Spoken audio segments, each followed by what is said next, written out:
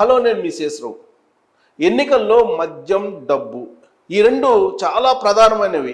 ఎవరు అవునన్నా కాదన్నా ఈ మద్యాన్ని ఇప్పుడు కేవలం వైఎస్ఆర్ కాంగ్రెస్ పార్టీకి మాత్రమే అందుబాటులో ఉండేలా చేస్తున్నటువంటి అధికారి Vasudeva Reddy, AP beverages corporation MD. అసలు ఆయన ఎక్కడి నుంచి వచ్చారు, ఎందుకు జగన్మోహన్ రెడ్డి ఆయన్ని తీసుకొచ్చుకున్నారు డిప్యుటేషన్ మీద అనేది విశ్లేషణ చేసుకునే ప్రయత్నం చేద్దాం. అసలు ఆయన ప్రొఫైల్ ఏంటి అనేది ఒకసారి చూసి విశ్లేషణ చేసుకునే ప్రయత్నం చేద్దాం. సో వాసుదేవరెడ్డి ఐఆర్టీఎస్ అధికారి, ఏపీ లిక్కర్ బాస్కి ఈసీ చెక్ పెట్టబోతూ ఉంది అని చెప్పి తెలుస్తుంది. ఎందుకంటే వాసుదేవరెడ్డి అక్కడ అనేకమైన ఆరోపణలు ఎదుర్కొంటూ ఉన్నారు. కేవలం వైఎస్ఆర్ కాంగ్రెస్ పార్టీకి సంబంధించినటువంటి వాళ్ళకు మాత్రమే మద్యాన్ని పక్కదో పట్టిస్తూ అందిస్తున్నారు అనేది వినిపిస్తుంది ఆయన మీద. అక్కడ ఉండేటువంటి బ్రాండ్స్ కూడా మనందరికీ తెలుసు. కొత్త కొత్త బ్రాండ్స్ ఉంటాయి, భూమ్ భూమ్ లాంటివి, ఏపీ గోల్డ్, ఇలా రకరకాల బ్రాండ్స్ వినిపిస్తూ ఉంటాయి. దేశంలో ఏ రాష్ట్రంలో కనిపించినటువంటి బ్రాండ్స్ ఆంధ్రప్రదేశ్లో కనిపిస్తూ ఉంటాయి. దానికి కారణం వాసుదేవరెడ్డి మెదడు నుంచి వచ్చినటువంటి ఆలోచన అని కూడా చెప్తూ ఉంటారు. సో 2009 బ్యాచ్ ఐఆర్టీఎస్ అధికారి వాసుదేవరెడ్డి సివిల్స్ ద్వారా ఇండియన్ రైల్వే ట్రాన్స్పోర్ట్ సర్వీస్లో జాబ్ సంపాదించారు ఆయన, సివిల్స్ రాసి. సో ఐఆర్టీఎస్ అధికారి వాసుదేవరెడ్డి ఇప్పుడు ఇక్కడ మనకు చూసాం ఫోటోలో కూడా ఆంధ్ర గోల్డ్, యంగ్, ఇది బ్లాక్ బస్టరు, తర్వాత 3 రాజధానులు, ఇలా రకరకాల పేర్లు పెట్టారు. సో ఆయన రకరకాల పేర్లతోటి బ్రాండ్స్ని ఇప్పుడు ఆంధ్రప్రదేశ్ ప్రజలకి, ఆంధ్రప్రదేశ్లో ఉండేటువంటి మద్యం తాగేటువంటి వాళ్ళకి పరిచయం చేశారు. సో సివిల్స్ ద్వారా ఇండియన్ రైల్వే ట్రాన్స్పోర్ట్ సర్వీస్లో జాబ్ సంపాదించుకున్నారు. ఉమ్మడి ఏపీ విభజనలో తెలంగాణ క్యాడర్కు వాసుదేవరెడ్డి యాక్చువల్గా కేటాయింపబడ్డారు. ఆ తర్వాత 2019లో డిప్యుటేషన్ మీద తెలంగాణ నుంచి ఏపీకి ట్రాన్స్ఫర్ అయ్యారు. సో తెలంగాణలో అప్పట్లో కేసీఆర్ సీఎంగా ఉన్నారు. కేసీఆర్ 2019లో జగన్మోహన్ రెడ్డిని గెలిపించారు ఆంధ్రప్రదేశ్లో. ఆ తర్వాత ఎవరికి కావాల్సినటువంటి అధికారులని వాళ్ళు డిప్యుటేషన్ మీద తీసుకొచ్చుకున్నారు. కేసీఆర్కి కావాల్సినటువంటి వాళ్ళని జగన్మోహన్ రెడ్డి పంపించారు తెలంగాణకి. అలాగే తెలంగాణలో జగన్మోహన్ రెడ్డికి కావాల్సినటువంటి వాళ్ళని డిప్యుటేషన్ మీద ఆంధ్రప్రదేశ్కి పంపించారు. వాళ్ళల్లో వాసుదేవరెడ్డి ఒకళ్ళు 2019లో డిప్యుటేషన్ మీద వెళ్ళారు. తర్వాత AP state beverages corporation managing director ఈయన పోస్ట్, కీలకమైనటువంటి పోస్ట్ని ఇవ్వడం జరిగింది. సో బెవరేజెస్ కార్పొరేషన్ ఎండీగా ఉన్నారు ఆయన. అంటే లిక్కర్ సంబంధించిన మొత్తం తయారీ, డిస్టిలరీస్కి పర్మిషన్ ఇవ్వటం అవన్నీ కూడా మానిటరింగ్ చేస్తూ ఉంటారు. 2019లో మద్యం వ్యాపారం ప్రారంభించినటువంటి జగన్ సర్కార్ 2019లో ఆయన ఎన్నికలకు ముందు జగన్మోహన్ రెడ్డి మద్య నిషేధం అన్నారు. ఆ తర్వాత అధికారంలోకి వచ్చిన తర్వాత మద్యాన్ని అసలు ప్రభుత్వమే అమ్ముతుంది అని చెప్పి మద్యం వ్యాపారంలోకి దిగింది ఆంధ్రప్రదేశ్ ప్రభుత్వం. అంతేకాదు మొత్తం దేశవ్యాప్తంగా కూడా డిజిటల్ పేమెంట్స్ని అనుమతించారు. కానీ ఆంధ్రప్రదేశ్లో మాత్రం మద్యం కావాలంటే ఖచ్చితంగా కరెన్సీ ఇవ్వాల్సిందే. కరెన్సీ ఇవ్వకుండా మీకు అక్కడ మద్యం అమ్మరు. అలాంటి కండిషన్స్ని జగన్మోహన్ రెడ్డి మాత్రమే పెట్టగలిగారు ఆంధ్రప్రదేశ్ ముఖ్యమంత్రి హోదాలో.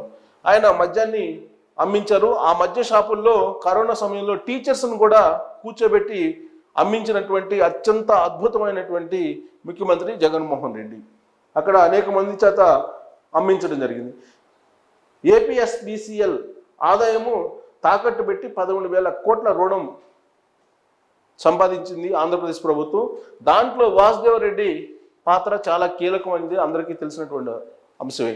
ఎందుకంటే మొత్తం ఆదాయం, మద్యం ఆదాయం ఎంత ఉంటుందని చెప్పి ఎస్టిమేషన్ వేసి ఆ ఎస్టిమేషన్ని బ్యాంకులో చూపించి 13,000 కోట్ల రూపాయలు రుణం తీసుకున్నారు. సో ఇక్కడ ఏపీఎస్బిసిఎల్ ఆదాయాన్ని తాకట్టు పెట్టి 11,000 కోట్లని ఏపీకి తీసుకొచ్చుకున్నారు. దాంట్లో వాసుదేవరెడ్డి చాలా కీలకంగా వ్యవహరించారు. ఇంకా వాసుదేవరెడ్డి ఆధ్వర్యంలో భారీ స్కామ్ జరిగింది లిక్కర్లో అనేది ఆరోపణలు ఎదుర్కొంటున్నటువంటి అధికారి ఈయన వాసుదేవరెడ్డి. ఇంకా మద్యం అమ్మకాల్లో పూర్తిగా నగదు లావాదేవీలు మాత్రమే అనుమతించబడతాయని చెప్పి ఆన్ రికార్డ్ ఇచ్చినటువంటి అధికారి వాసుదేవరెడ్డి. జగన్మోహన్ రెడ్డి ఓరల్గా చెప్పొచ్చు, మౌఖికంగా ఏ సీఎం అయినా చెప్తారు, కానీ చట్టం పరిధిలో ఫైల్ తయారు చేయడం కానీ జీవోలు ఇవ్వటం కానీ చేసేది అధికారులు. అలాంటి అధికారుల్లో ఈయన వాసుదేవరెడ్డి ముందు ఉంటారు. జగన్మోహన్ రెడ్డి మౌఖికంగా చెప్పినటువంటి అంశాలని మద్యం షాపులు ఏ విధంగా పెట్టాలి ప్రభుత్వం, ఆ మద్య షాపుల్లో కేవలం నగదు మాత్రమే తీసుకొని మద్యాన్ని అమ్మించాలి అనేటువంటి జీవోలని ఇచ్చినటువంటి లేదా ఆర్డర్స్ని ఇచ్చినటువంటి, సర్కులర్లు ఇచ్చినటువంటి అధికారి వాసుదేవరెడ్డి. జగన్మోహన్ రెడ్డికి అత్యంత సన్నిహితుడు, అత్యంత ఆప్తులు కూడా. ఇక వైసీపీ నాయకుల యాజమాన్యంలో ఏపీ డిస్టిలరీలు, ఆంధ్రప్రదేశ్లో ఉండేటువంటి డిస్టిలరీలు వైఎస్ఆర్ కాంగ్రెస్ పార్టీకి సంబంధించిన నాయకుల ఆధ్వర్యంలో ఉన్నాయి. మొత్తం సెంట్రలైజ్ చేశారు. ఆంధ్రప్రదేశ్లో లిక్కర్కి సంబంధించి డిస్టిలరీల దగ్గర నుంచి మొత్తం అన్ని రకాల పంపిణీ దగ్గర నుంచి మొత్తం కూడా మొత్తం సెంట్రలైజ్ చేశారు. ఆ మొత్తం కూడా ప్రభుత్వానికి వెళ్తుంది, అంటే జగన్మోహన్ రెడ్డికి వెళ్తూ ఉంది, జగన్మోహన్ రెడ్డి ఖాతాల్లోకి వెళ్తుంది అనేటువంటి ఆరోపణలు కూడా ఉన్నాయి. సో మద్యం అమ్మకాల్లో పారదర్శకత అనేది లేదు అని చెప్పేవాళ్ళు అనేక మంది ఉన్నారు. ఆంధ్రప్రదేశ్ బీజేపీ అధ్యక్షురాలు పురంధరేశ్వరి కూడా ఈ లిక్కర్ స్కామ్ మీద గ్రౌండ్ లెవెల్లో ఏం జరుగుతుంది, ఎంత దుర్వినియోగం అయ్యింది అని చెప్పి తేల్చారు. అంతకుముందు చంద్రబాబు నాయుడు కూడా ఒక పవర్ పాయింట్ ప్రజెంటేషన్ చేశారు. లిక్కర్లో ఎంత స్కామ్ జరిగింది, ఎన్ని వేల కోట్ల రూపాయల స్కామ్ జరిగింది అనేది పవర్ పాయింట్ ప్రజెంటేషన్ చేయడం ద్వారా క్లియర్గా ఆంధ్రప్రదేశ్ ప్రజలకి అర్థమయ్యేలా చెప్పారు. ఆ తర్వాత పురంధరేశ్వరి గ్రౌండ్ లెవెల్లో అసలు ఏం జరుగుతుంది మద్యం విషయంలో అనే దాని మీద ఆవిడ పోస్ట్ మార్టం చేసి భారీగా అవినీతి జరుగుతుంది, దేశంలో ఏ రాష్ట్రంలో జరగనటువంటి విధంగా అక్రమాలు జరుగుతున్నాయి, అన్యాయం జరుగుతుంది, అలాగే లిక్కర్ స్కామ్ అనేది ఒక భారీ స్కామ్ ఆంధ్రప్రదేశ్లో అనేటువంటి ఆరోపణలు ఆవిడ చేయడం జరిగింది. అందుకే ఆ రోజు నుంచి ఆవిడ మీద కక్ష కట్టింది వైఎస్ఆర్ కాంగ్రెస్ పార్టీ. ఇక ప్రభుత్వానికి 35,000 కోట్ల ఆదాయం గండిపడిందని ఆరోపణలు ఉన్నాయి. వాసుదేవరెడ్డి తయారు చేసినటువంటి నిబంధనలు, విధానాల కారణంగా 35,000 కోట్ల రూపాయలు ఆంధ్రప్రదేశ్ రాష్ట్ర ప్రభుత్వానికి రావాల్సినటువంటి ఆదాయంలో గండిపడింది అనేటువంటి ఆరోపణలు ఉన్నాయి. చంద్రబాబు నాయుడు చేసినా, తెలుగుదేశం పార్టీ చేసినా, లేదా బీజేపీ చేసినా, పురంధరేశ్వరి చేసినా మొత్తం కూడా రావాల్సినటువంటి ఆదాయం ప్రభుత్వ ఖాతాల్లోకి రాలేదు, పక్కదోవ పట్టింది. అది సుమారుగా 35,000 కోట్ల రూపాయలు ఉంటుంది అనేది ఇప్పుడు వినిపిస్తున్నటువంటి ఆరోపణ. దానికి కర్త, కర్మ, క్రియ, ఆద్యుడు, సూత్రధారి వాసుదేవరెడ్డి అనేది సర్వత్రా వినిపిస్తున్నటువంటి ఆరోపణలు. సో ఈ లిక్కర్ స్కామ్ పైన సిబిఐ విచారణకు బీజేపీ, తెలుగుదేశం పార్టీ నేతలు డిమాండ్ చేస్తూ ఉన్నారు. ఒకవేళ రేపు ప్రభుత్వం మారితే కనుక డెఫినెట్గా ఏదైనా ఎంక్వైరీ వేయాలి అని అంటే ఫస్ట్ వేసేది లిక్కర్ స్కామ్ మీదే.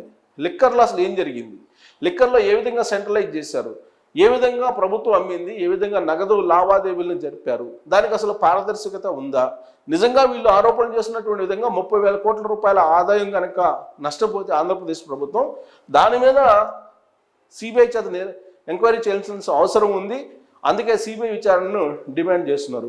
ఇప్పుడు కూటమిలో తెలుగుదేశం పార్టీ, బీజేపీ, జనసేన ఉన్నాయి. 3 పార్టీలు కూడా ఈ లిక్కర్ స్కామ్ గురించి మాట్లాడుతూ ఉన్నాయి. అందుకే ప్రభుత్వం మారిన తర్వాత సిబిఐ ఎంక్వైరీ కనుక వేస్తే మొట్టమొదట విచారణకు హాజరు కావాల్సినటువంటి అధికారి ఎవరైనా ఉన్నారంటే వాసుదేవరెడ్డి అని చెప్పుకోవచ్చు. కారణం ఏంటంటే ఆన్ పేపర్ సంతకాలు వాసుదేవరెడ్డి ఉంటాయి కాబట్టి ఆయనే అటెండ్ కావాల్సి ఉంటుంది.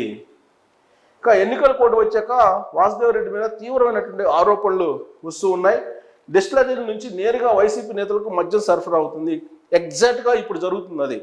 ఎన్నికల సమయం, ఎన్నికల కోడ్ ఉంది, అయినప్పటికీ వాసుదేవరెడ్డి డిస్టిలరీల ద్వారా డైరెక్ట్గా వైఎస్ఆర్ కాంగ్రెస్ పార్టీ నాయకులకి ఎక్కడ కావాలంటే అక్కడ గోడౌన్లకు పంపిస్తున్నారు, దానికి లెక్కపత్రం లేదు అనేది ఇప్పుడు ఆయన మీద ప్రధానంగా వినిపిస్తున్నటువంటి ఆరోపణ.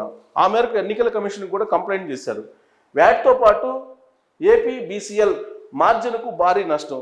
సో డిస్టిలరీ నుంచి డైరెక్ట్గా వైఎస్ఆర్ కాంగ్రెస్ పార్టీ లీడర్ల యొక్క స్టాక్ పాయింట్లకు వెళ్తుంది కాబట్టి వ్యాట్ ఉండదు, అలాగే ప్రభుత్వానికి రావాల్సినటువంటి మార్జిన్ ఏదైతే ఉందో అది కూడా నష్టపోయేటువంటి అవకాశం ఉంది. సో వాసుదేవరెడ్డిని తొలగించాలని ఈసీకి బీజేపీ చీఫ్ పురంధరేశ్వరి ఆల్రెడీ లేఖ రాయడం జరిగింది. ఈయన మీద అనేకమైనటువంటి ఆరోపణలు పూర్వం ఉన్నాయి. ఇప్పుడు ఎన్నికల కోడ్ వచ్చిన తర్వాత కూడా డిస్టిలరీలు తయారు చేసినటువంటి మద్యాన్ని వైఎస్ఆర్ కాంగ్రెస్ పార్టీకి సంబంధించినటువంటి నేతలకే ఇస్తూ మభ్యపెడుతూ ఉన్నారు వాసుదేవరెడ్డి అనేది ఆవిడ ఎన్నికల కమిషన్కి లేఖ రాయడం జరిగింది.